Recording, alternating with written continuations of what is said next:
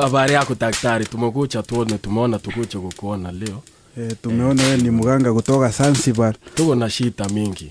Unatibu kila kitu.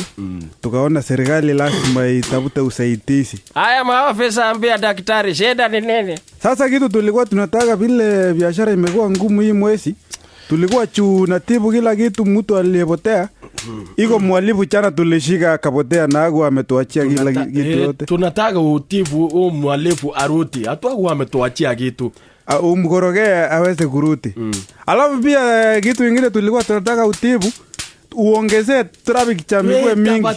Tafadhali makari sikuwa mingi. Unajua tumekuwa njaa sana siku mingi. Wakati kuna traffic jam ndio unaona gani iko na excess, gani haina seat belt, ni gani iko na watu wazuri huko ndani wanaweza toa kitu. Tunasikia unaweza kuona kwa kioo, tafadhali hata tusaidie nayo pia. Mtafanya ofisa, itabidi muniletee kivuli cha mwenda wazimu, shadow.